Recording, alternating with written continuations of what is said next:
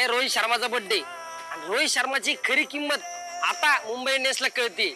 मागच्या वर्षी हार्दिक पांड्याला कॅप्टन केलं, पूर्ण सीझन फ्लॉप। या वर्षी हार्दिक पांड्या कॅप्टन आहे, पूर्ण सीझन फ्लॉप। म्हणजे रोहित शर्मा काय करत होता टीम मध्ये हे आता एमआय ला कळत असेल, आता अंबानीला कळत असेल।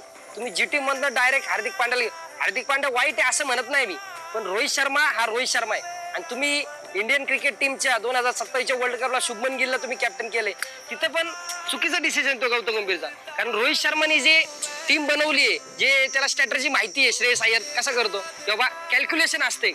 बुमरा तुमच्या टीम मध्ये असून तुम्ही जर 250 रन तुमची जर समोरची टीम तुम्हाला मारते तर काय उपयोग आहे? म्हणजे साधा पोर खेळ चालू आहे मुंबई इंडियन्सचे, हे 2 वर्ष हाल चाललेत। असं नाही एखाद 2 मॅच मध्ये झालं, 7-8 मॅच मध्ये 2 सीझन संपत आले तर मुंबई इंडियन्सचा म्हणजे गॅरंटीच नाही आता की प्ले ऑफला जाईल म्हणून। तर असं असताना पण जर 2027च्या IPL ला जर हार्दिक पांड्यालाच कॅप्टन ठेवणार असतील तर त्याला मॅनेजमेंट म्हणत नाही। आणि मुंबई इंडियन्स अख्ख्या महाराष्ट्र मुंबई इंडियन्सला एवढा सपोर्ट करतो तर त्याचा उपयोग नाहीये। रोहित शर्मा हा खरंच ते कॅपेबल आहे आणि ह्यावेळेस तो इंजर्ड झाला, खूप वाईट वाटतंय। एकतर आधीच MS धोनी नाहीये खेळायला, त्या परत रोहित शर्मा नाहीये, तो विराट कोहली राहिलाय।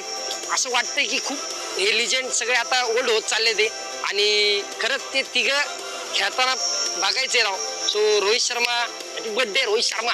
ये रोहित शर्मा का नाम बहुत ऐसा कौन सा प्लेयर आ रहा है यार, हमारी कोई बात ही नहीं कर रहा। तो T20 वर्ल्ड कप था तो उसको बैटिंग करते देखा ना मैंने, तो मैं ऐसे ही बैठ गया सोफे पे।